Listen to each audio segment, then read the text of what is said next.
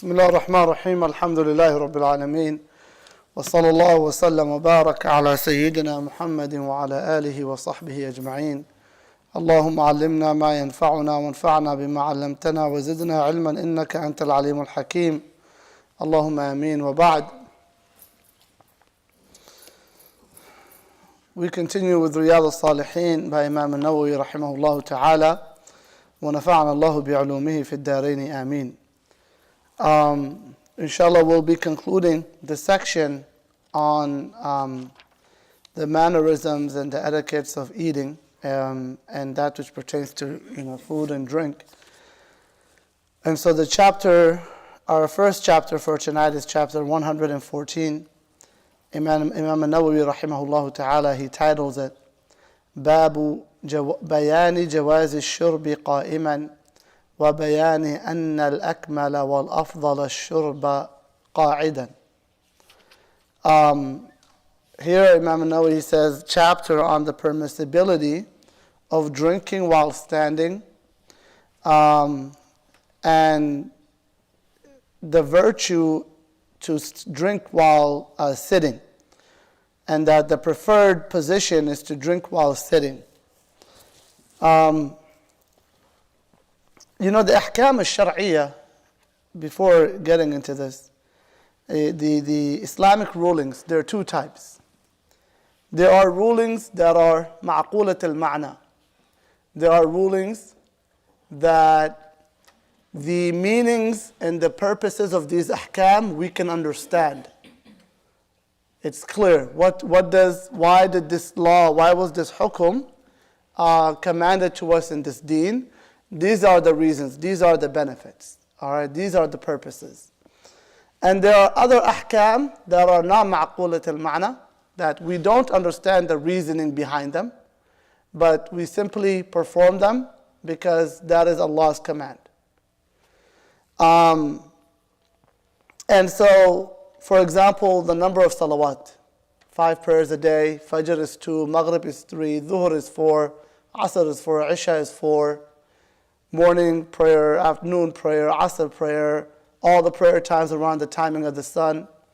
There isn't some reasoning that we can deduce for why the prayer times are according to the position of the sun and why there's these number of raka'at. We don't know why. We simply have been told, it has been demonstrated to us by the Messenger of Allah alayhi salatu wasalam, that this is how you worship Allah, this is how you perform the salah, these are the times of the salah, perform them.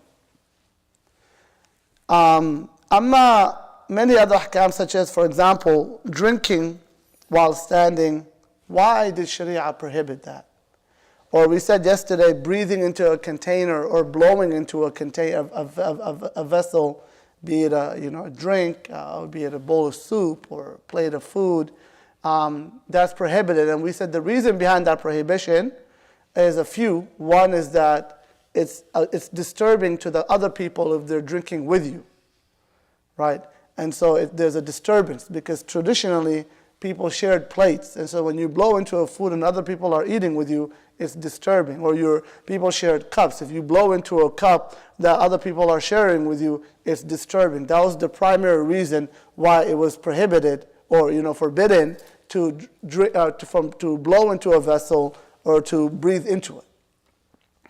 With modern science, we found that also when we breathe, we actually, there's bacteria that we breathe out. And so from a hygiene perspective as well, it's not good even for our own selves, even if it's our own breath. So there's wisdoms that are apparent that we can understand, right? So same with here, with the prohibition of drinking while standing, there's a wisdom, right? Who's ever tried to drink water while standing or walking? It's a little bit harder, and there's a possibility of you choking on that water increases, right? And so there's that aspect, the health benefit, that when you are standing or when you are moving while drinking, it isn't healthy. It isn't the best method of drinking. And so for your own health, because Sharia came to preserve the well-being of human beings, right? The Sharia, the deen of Allah subhanahu wa ta'ala, came to preserve people's health and people's well-being. their physical health, as well as their spiritual well-being. And so drinking while standing is not healthy, right? They tell you to sit. Why? Because it's better. Also, customarily, it's found eating and drinking and standing and in front of people tends to be inappropriate in most cultures, in most societies. And generally makes people uncomfortable, right? You see somebody just standing and eating in the middle of a group of people, or it's especially with eating. With drinking, it's not as awkward or in cultures. And so there's also a customary aspect to it. Traditionally, the scholars, it was customarily inappropriate for them to eat or drink even in public, let alone drinking while standing. And because that was what was expected, it was inappropriate for a scholar to walk around with his head uncovered, because that was kind of the norm of the society. And so in many Muslim societies, it's still common. And so society, Islam, part of Islam is you also maintain the norms of a people. We're not supposed to go against the norms and the cultures of our societies. We're actually supposed to go along with them unless they are contradicting the deen, right? And so, and this is something that a lot of Muslims are surprised by. Like, no, you're supposed to actually fit in with them. You're supposed to dress like your people, behave like your people, talk like your people. You're supposed to be just like them. You don't want to stand out from them.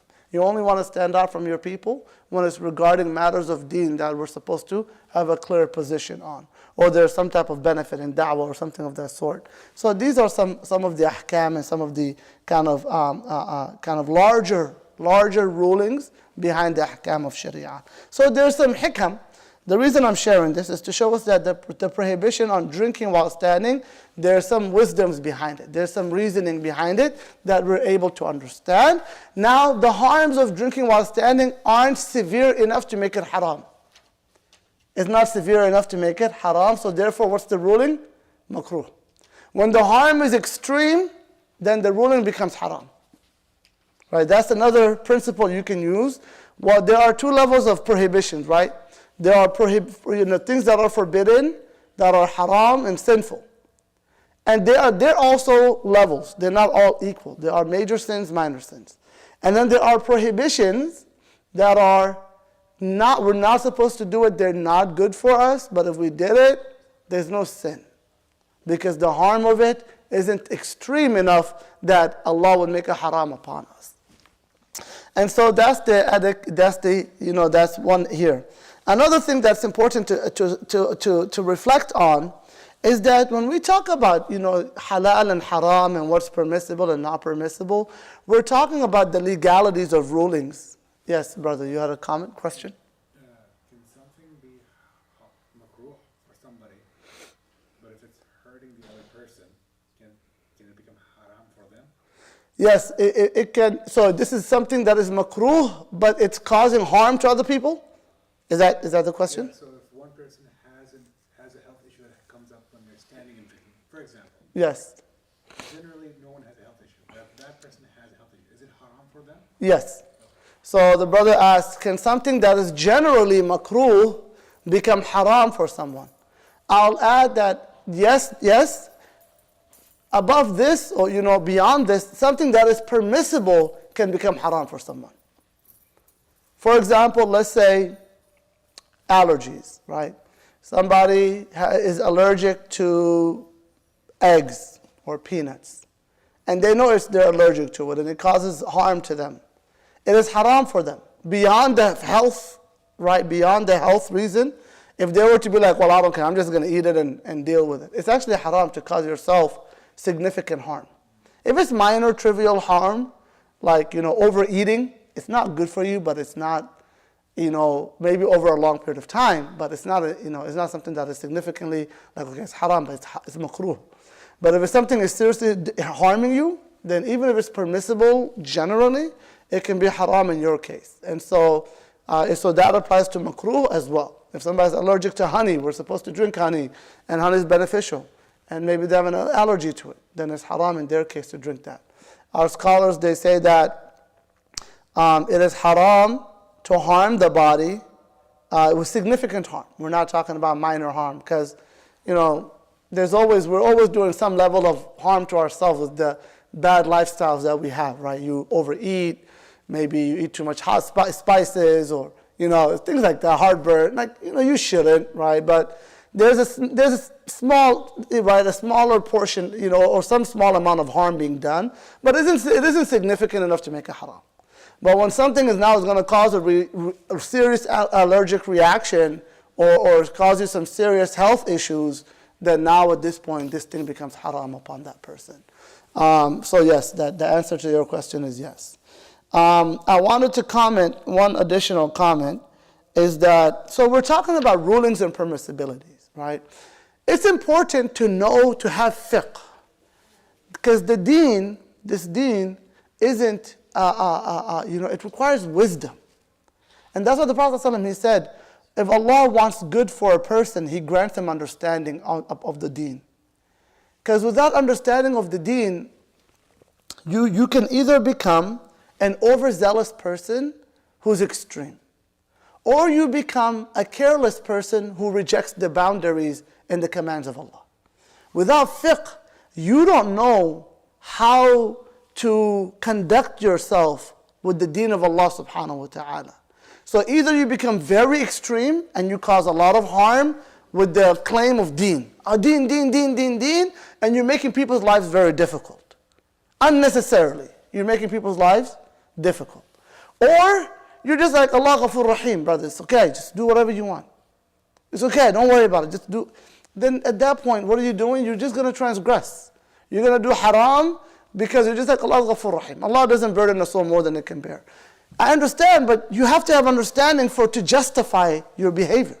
And if you know this is not justifiable, then you have to make sure you make tawbah and stay within the boundaries that Allah has set for you, right? So having fiqh of the deen is absolutely critical. And it's a sign of khair for a person. If a person has fiqh, Allah subhanahu wa ta'ala has blessed them. And yesterday we gave some examples of fiqh, of knowing when to prioritize, right? The Prophet ﷺ, he demonstrated, he told us, for example, to drink while sitting. But he demonstrated drinking while standing to show us that you should do this, but there might be circumstances where you just don't, or you can't, or for whatever reason you don't have you just don't have the energy, or you're just busy and you're just trying to drink very quickly and go about your business.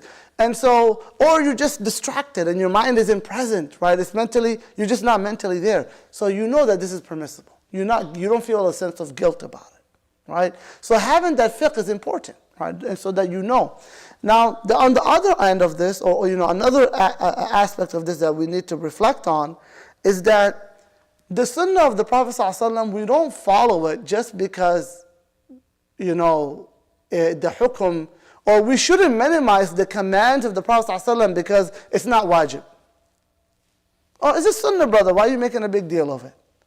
No, it's the command of my beloved alayhi salatu wasalam, and I want to adhere to it. Right? That should be. If you love someone, you want to follow their example.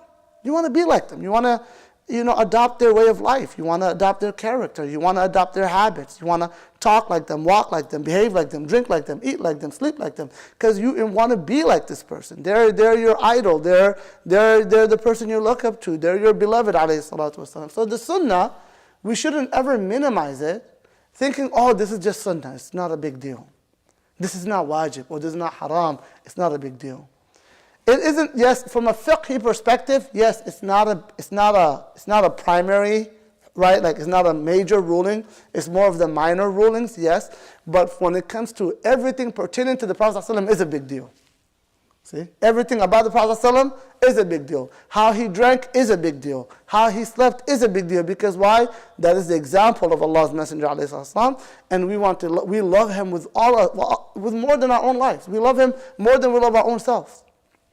So if that is our love, we have to express that love. And that we express that love by trying to be like the Messenger of Allah ﷺ in all the aspects of our life. Right?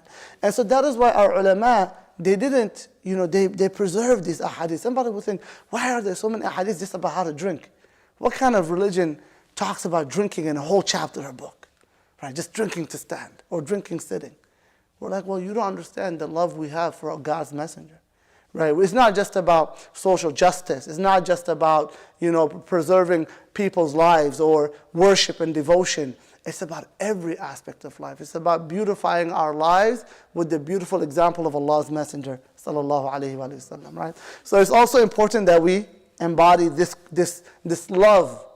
Right? Along with the fiqh, there has to be a balance of love. And so, inshallah ta'ala, those are two things that I just wanted to bring our attention to as we start to read these chapters.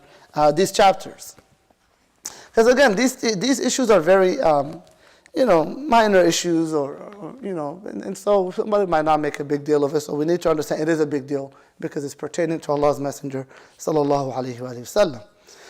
The first, so Imam Nawawi, he narrates, he says, the first hadith in this chapter is the hadith of Kabsha. Right, she's the sister of Hassan ibn Thabit, Kabsha ibn Thabit, we mentioned last night.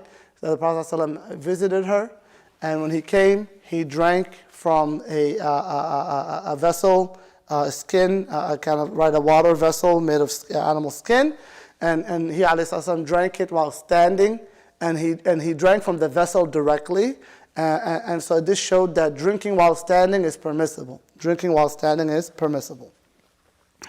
The following hadith is narrated by Ibn Abbas radiallahu anhuma قال سقيت النبي صلى الله عليه وسلم من زمزم فشرب وهو قائم متفق عليه. Ibn Abbas narrates that he radiallahu anhuma that he provided drink of Zamzam to the Messenger of Allah sallallahu alaihi wasallam, and the Prophet ﷺ drank the Zamzam while standing. He didn't sit. Right? He didn't sit, and it could be due to traffic. It's busy. Or the heat or fatigue. And so the Prophet ﷺ just drank the Zamzam while he was standing. The next hadith is narrated by An-Nazal ibn Sabrata radiallahu anhu قال أتى علي رضي الله عنه باب الرحبة فشرب قائما وقال إني رأيت رسول الله صلى الله عليه وآله وسلم فعل كما رأيتموني فعلت. It's narrated by An-Nazal ibn Sabra radiallahu anhu. He said that Ali radiallahu anhu came to the bab of Rahbah, and then he drank standing. He drank standing at this gate, and then Ali said, "I saw the Messenger of Allah sallallahu alaihi wasallam do as you see me doing today." So meaning I saw the Prophet sallallahu alaihi wasallam drinking while standing. That's why I'm also drinking while standing. The following hadith is narrated by Ibn Umar رضي الله عنهما قال كنا نأكل على عهد رسول الله صلى الله عليه وسلم ونحن نمشي ونشرب ونحن قيام رواه الترمذي وقال حديث حسن صحيح. Ibn Umar narrates رضي الله عنهما, he says that we used to, during the time of Rasulullah صلى الله عليه وسلم, drink while we would walk, eat while we would walk. نمشي نأكل ونحن he says, نَأْكُلُ عَلَى عَهْدِ رَسُولِ اللَّهِ صَلَّى اللَّهُ عَلَيْهِ وَسَلَّمَ وَنَحْنُ نَمْشِي. We would eat while we would walk. And so this again shows the permissibility of what? You can eat while walking. Right? It isn't haram. It's permissible. It's not even makruh. The sunnah is to sit. But if you don't do it, there's no sin. It's fine. وَنَشْرَبُ وَنَحْنُ قِيَامٍ. And we would drink while standing. And this is narrated by Tirmidhi. It's Hasan Sahih Hadith. It's also narrated by Amr ibn Shu'ayb an Abihi an Jaddihi radiallahu anhu. Amr ibn Shu'ayb narrates from his father, who narrates from his grandfather, radiallahu anhu, قال رأيت رسول الله صلى الله عليه وسلم يشرب قائما وقاعدا. He said that I saw the Messenger of Allah صلى الله عليه وسلم drink while sitting, while standing and while sitting. The following hadith is narrated by Anas radiallahu ta'ala anhu عن النبي صلى الله عليه وسلم أنه نهى أن يشرب الرجل قائما. قال قتادة فقلنا لأنس فالأكل قال ذلك أشر أو أخبث رواه مسلم. So he said that in this hadith, Anas radiallahu anhu said that the Prophet alayhi salatu wasalam forbade a man from drinking while standing. نهى أن يشرب الرجل قائما. That a man drinks while standing. The Prophet forbade that. Qatada asked Anas, one of the tabi'in. He asked, or one of the students of Sayyidina Anas. He said, فَالْأَكْلِ, how about eating while standing? Sayyidina Anas said, ذَلِكَ أَشَرْ, that's even worse. Or أَخْبَث, that's even more evil, or you know. And so, it shows that to drink while standing, to eat while standing is worse than to drink while standing. And so we should avoid eating while standing, for sure. And then second is avoid drinking while standing. And then if we did it, alhamdulillah, la bas, it's permissible, no blame. وفي رواية أن النبي عليه الصلاة والسلام زجر عن الشرب قائما. And in another narration, the Prophet ﷺ kind of criticized or rebuked, those who would drink while standing. And so the Prophet ﷺ would engage Sahaba. He would tell them, do not do that. So he would teach them to not make this a habit. Right? So the sunnah is, don't make it a habit to always drink while standing. Teach yourself to sit. But if you drink standing occasionally, la bas. That was kind of the Prophet ﷺ demonstrated to the companions. The following hadith is narrated by Abi Hurairah radiallahu anhu قال قال رسول الله صلى الله عليه وسلم لا يشربن أحد منكم قائما فمن نسي فليستقي. It's narrated by Abi Hurairah radiallahu anhu. He said that Rasulullah sallallahu alayhi wa sallam said, لا يشربن أحد منكم قائما. No person among you should ever drink while standing. فَمَنْ نَسِيَ فَلْيَسْتَقِي. And whoever forgets, if you drink while standing and you forget, let him vomit. Vomit what you were drinking. So a person might wonder why, what's the reasoning for that? And this appears that this was in the beginning. The Prophet ﷺ made an emphasis that you don't drink standing at all. And then later on the ruling was eased for the Muslims. That he ﷺ showed that there's rukhsah. And we see that has happened in Sharia, right? The ahkam change. Sometimes they go from being hard to easy, and sometimes they go from being easy to hard. What's an example of something going from easy to hard? The prohibition of khamr. Right? You can drink, don't drink while in prayer, and then don't drink at all. Don't come to salah intoxicated, right? And then don't drink at all. Stay away from it completely, right? So it went from ease to hard. It went from something that was allowed to something that was completely haram, major sin. And then something that went from hard to easy was don't drink. If you drink while standing, you forget, you have to vomit and then drink again. So it was serious. And then the ahkam became easier later. So the ahkam would go both ways. And so again, this requires fiqh. Because if somebody reads the hadith, they're like, khalas brother, if you drink while standing, you have to vomit. No, you have to have fiqh of the hadith. And then they changed. Sometimes they said it's okay, but over here they say you have to vomit. Yeah, because here he said you have to vomit. But that was early in Islam. Later on, it wasn't like that. And the Prophet ﷺ demonstrated that. He would drink himself while standing to show that the hukum had changed. That it's allowed, it's not haram anymore. Does that make sense?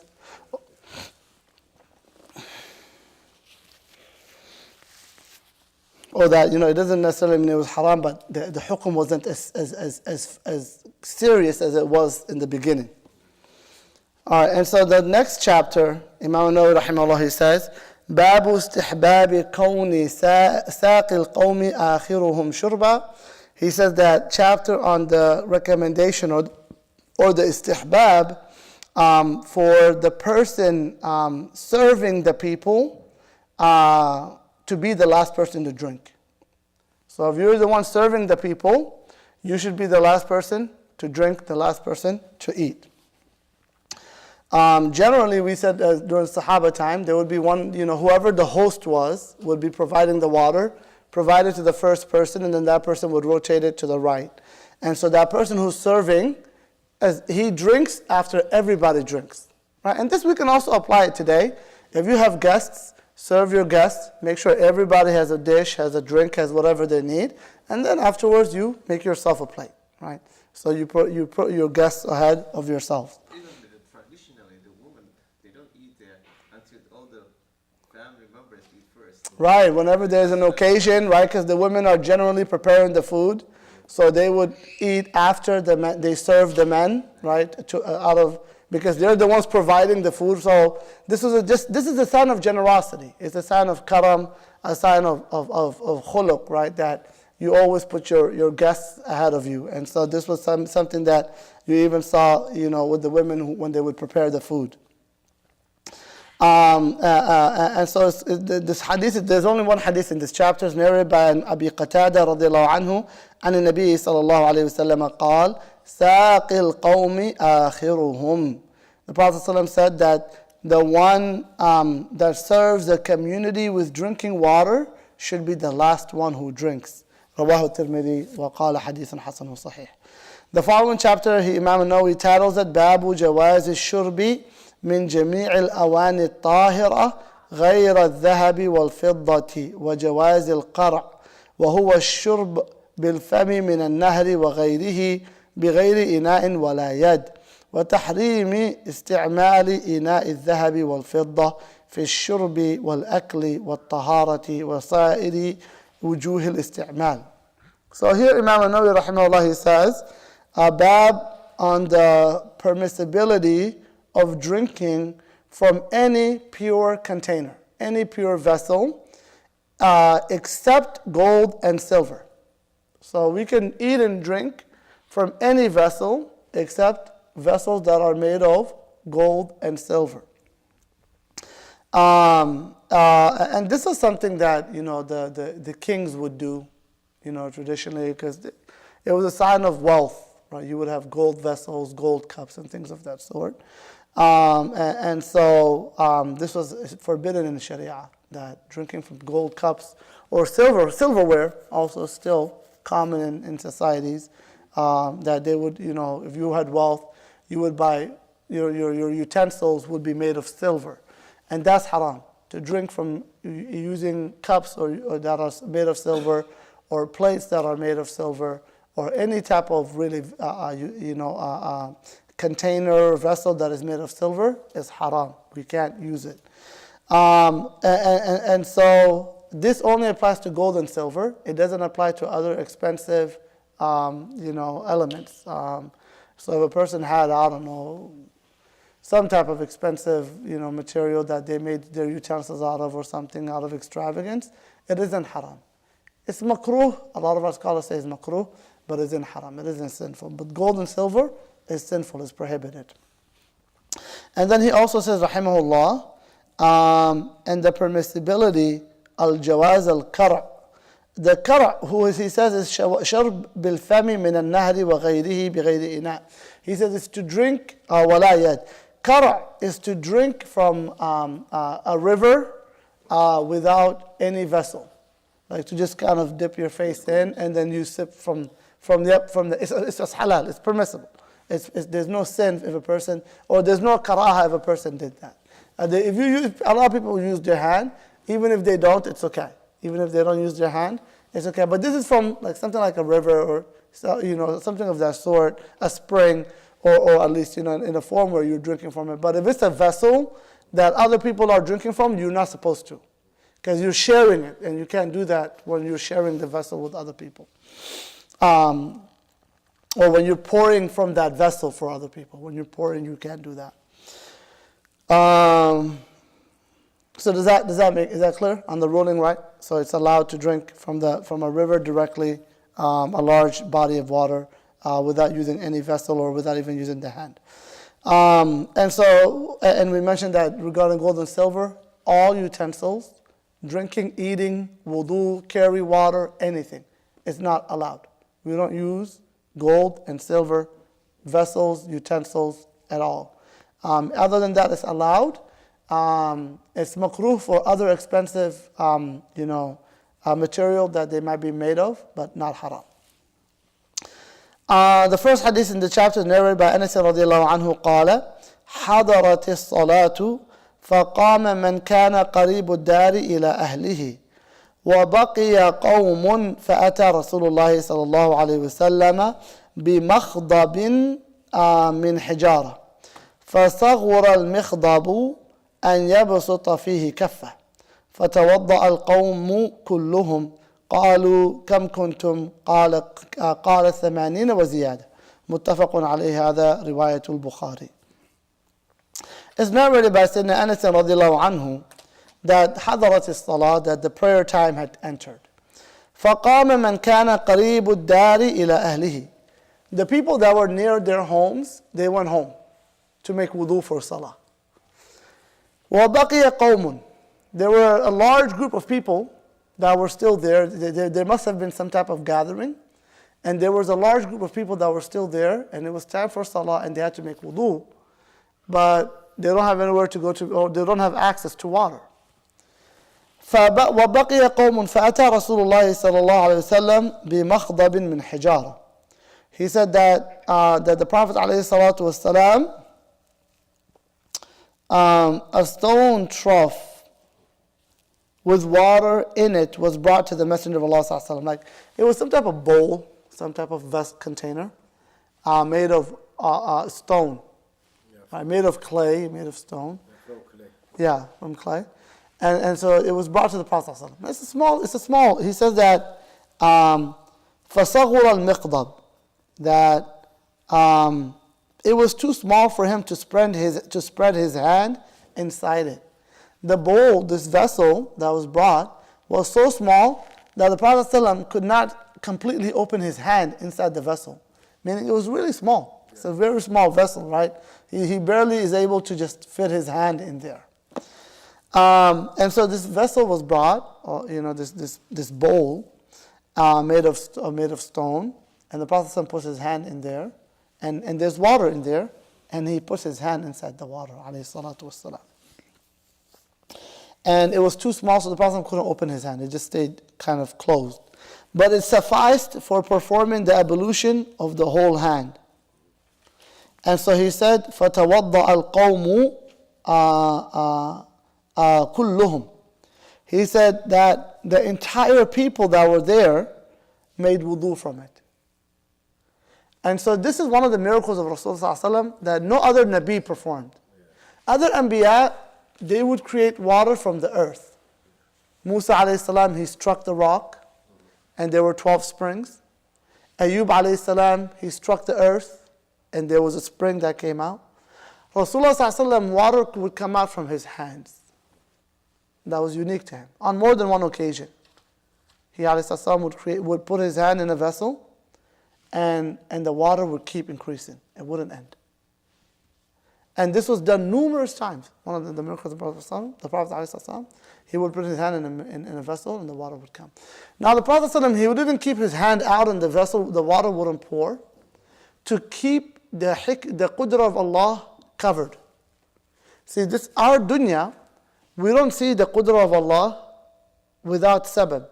Allah has made that His qudra is covered by asbab. It's covered by causes, right?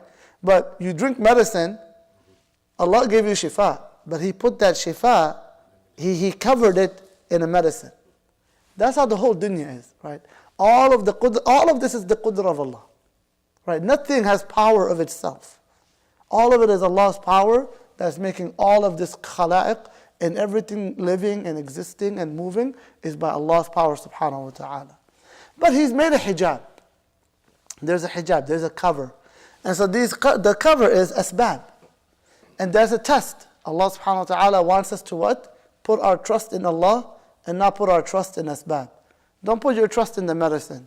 Don't put your trust in the doctor. Put your trust in Allah. Seek the medicine. Seek the doctor. Seek the heart.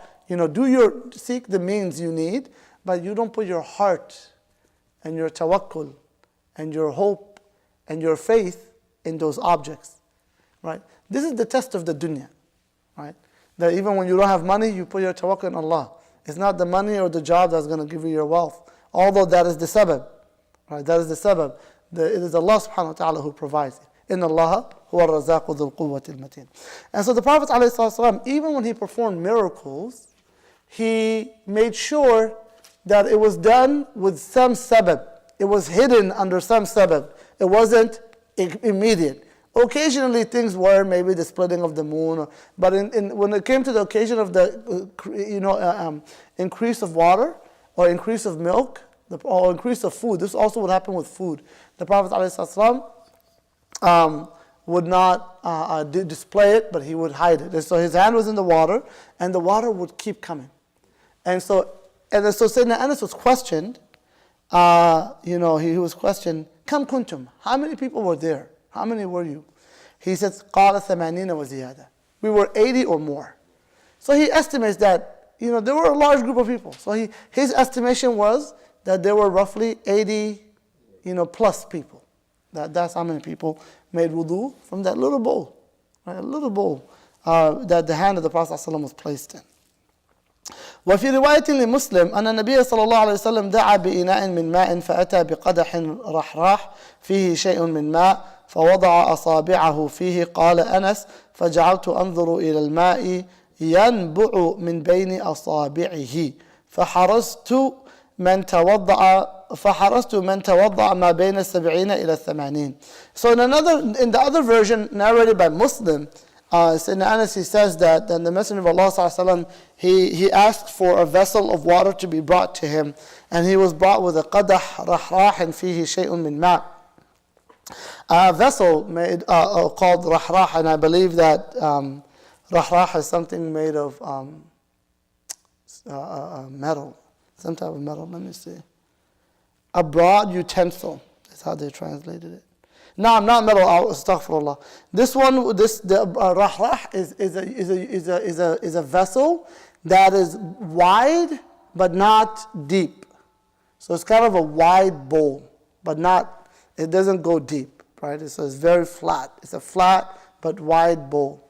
And so the Prophet put his hand in it, and people were making wudu from it. And then he said, Anas said, فَجَعَلْتُ فَوَضَعَ أَصَابِعَهُ فِيهِ. The Prophet ﷺ put his fingers inside the vessel. And he said, فَجَعَلْتُ أَنظُرُ إِلَى الْمَاءِ يَنْبُعُ مِنْ بَيْنِ أَصَابِعِهِ. I saw the water coming out from between his fingers. So he said, I saw it. So Anas was the servant of the Prophet ﷺ, so he was close. So he saw the water and where it was coming from. رضي الله تعالى عنه. فحرصت من توضأ ما بين 70 إلى 80. He said, I counted the people that were making wudu to be between 70 to 80 people.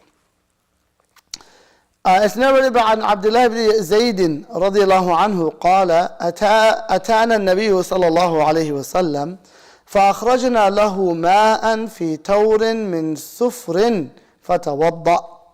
He said that it's narrated by Abdullah ibn Zayd radiallahu anhu قال أتانا النبي صلى الله عليه وسلم that he says, Abdullah ibn Zayd said that the Prophet ﷺ had visited us or had come to us. We brought him water in a brass vessel. So this is made of brass, right? So some type of metal material. And he performed his wudu. And so this shows that the Prophet ﷺ made wudu from a vessel made of stone. And he also made wudu from a vessel made of brass. It's narrated عن جابر قال الإمام النووي that الصفر بضم الصاد ويجوز كسرها الصفر وهو النحاس والتور كالقدح وهو بالتاء المثناه من فوق.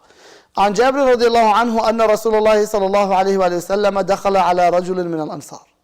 Jabir narrates that a man from the Ansar, that the Rasulullah صلى الله عليه وسلم entered the home of a man from the Ansar. He was visiting one of the Ansar. He said the Prophet's sunnah was to visit Sahaba. He would visit everybody. The men, the women, the Muhajirun, the Ansar, the elders, the children. The Prophet engaged with the community all the time and regularly and dealt with people with a sense of kindness and compassion. And وَمَعَهُ صَاحِبٌ لَهُ. And there was a companion with the Prophet ﷺ. فَقَامَ رَسُولُ اللَّهِ صَلَى اللَّهُ عَلَيْهِ وسلم he said, فَقَالَ رَسُولُ اللَّهِ صَلَى اللَّهُ عَلَيْهِ وسلم that the Prophet Rasulullah صلى الله عليه وسلم said, عندك ماء بات هذه الليلة في شنة وإلا كرعناه. He said that the Messenger of Allah صلى الله عليه وسلم said to this Ansari, do you have water that has remained with you? عندك ماء باتت هذه الليلة.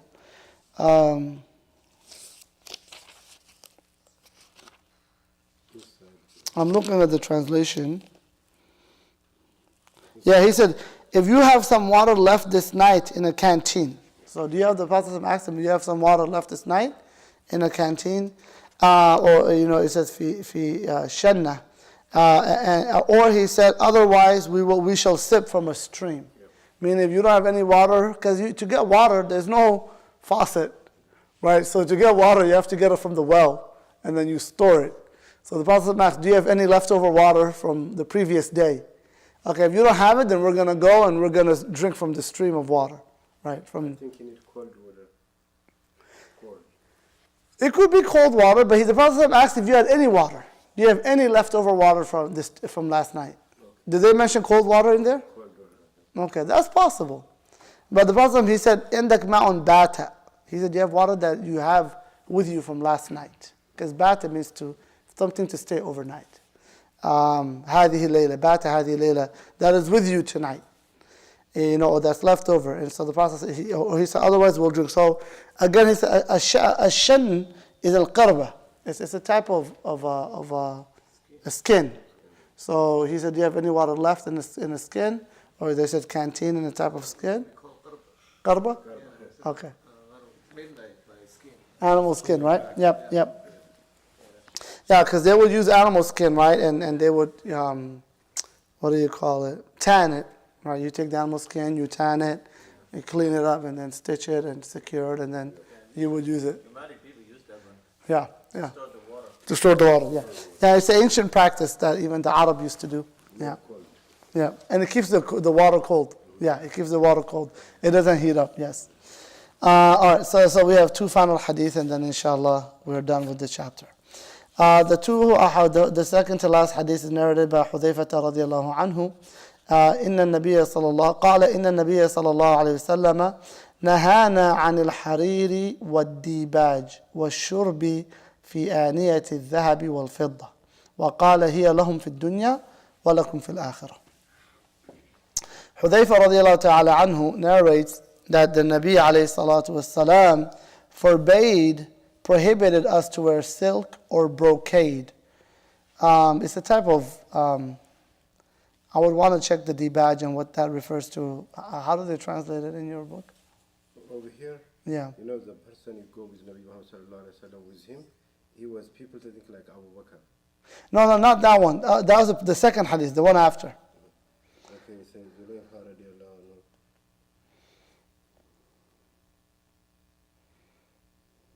He said clothes in gold or silver. He said no more drink with that. Yeah. So to wear silk or brocade, dibaj, from what I remember, it's a clothing with stitching of gold and or silver linings or golden stitches. That's what I recall a dibaj is, but inshallah I'll try to check. Maybe somebody can check for us. Inshallah ta'ala, or we can check afterwards. Bismillah. And then he also forbade to drink with golden or silver utensils. So the Prophet forbade that a person drink with gold or silver utensils. And he said these are for them in this dunya. Hiya lahum fi dunya, meaning they can, the kuffar, they're going to drink from this because they don't follow halal and haram. So this is for them, these are their pleasures of the dunya. And they are for you in the hereafter. And Allah subhanahu wa ta'ala has prepared this for you in the hereafter. In the final hadith narrated by Salama, رضي الله عنها أن رسول الله صلى الله عليه وسلم قال الذي يشرب في آنية الفضة إنما يجرجر في بطنه نار جهنم. The Messenger of Allah صلى الله عليه وسلم said, whoever drinks, the one who drinks from a vessel of silver is drinking or carrying, how does he say it here? He draws the fire of the hell into his stomach. So to drink it from the silver is to bring the adab of nar to your stomach, meaning that what you are drinking is the reason that a person will be punished in the hellfire. It could also be literal, that in the akhirah, the one who drinks from silver vessels, Allah subhanahu wa ta'ala will punish them with a torment of internal flames, that they will be burning from the inside. وَنَعُوذُ بِاللَّهِ مِنْ ذَلِكَ. So the prohibition is serious. It isn't a minor sin, it is a major sin to drink from silver because of the israf. Right? People are starving and you're over here wasting money on silver utensils. Right? It's a type of israf. Huh? He said over here the people using the gold over here, the ringgit, the day of judgment they have. This adab, yes, correct. وفي رواية لمسلم إن الذي يأكل ويشرب في آنية الفضة والذهب.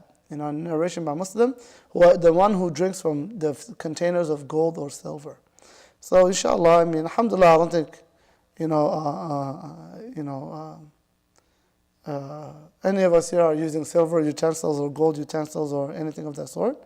But this is something those who are financially in a place where sometimes they might want to buy more expensive things, they have to be careful, right? That they don't spend on gold and silver, and they don't use those anything made of those two material. وفي رواية له من شرب في إناء من ذهب وفضة فإنما يجرجر في بطنه نارا من جهنم. And so just another version says, whoever drinks in a container, from a container of gold or silver, that they carry, they bring to their stomach into a fire from Jahannam. وَنَعُوذُ بِاللَّهِ مِنْ ذَلِكَ. We ask Allah subhanahu wa ta'ala to teach us what is beneficial and to benefit us by what He has taught us and to increase us in knowledge always. He is al-Alim al-Hakim. إن الله وملائكته يصلون على النبي يا أيها الذين آمنوا صلوا عليه وسلموا تسليما اللهم صل على سيدنا محمد وعلى آل سيدنا محمد وبارك اللهم على سيدنا محمد وعلى آل سيدنا محمد كما صليت وباركت على سيدنا إبراهيم وعلى آل سيدنا إبراهيم في العالمين إنك حميد مجيد اللهم اغفر للمسلمين والمسلمات والمؤمنين والمؤمنات الأحياء منهم والأموات ربنا تقبل منا إنك أنت السميع العليم وتب علينا إنك أنت التواب الرحيم اللهم فقهنا في الدين وعلمنا التأويل وجعلنا من عبادك الصالحين واغفر اللهم لنا ولوالدينا ولمشايخنا في الدين وللمسلمين وصلى الله وسلم وبارك على سيدنا محمد وعلى آله وصحبه والحمد لله رب العالمين. جزاكم الله خير. بارك الله فيك. Let's check. Let me see if I can check the badge.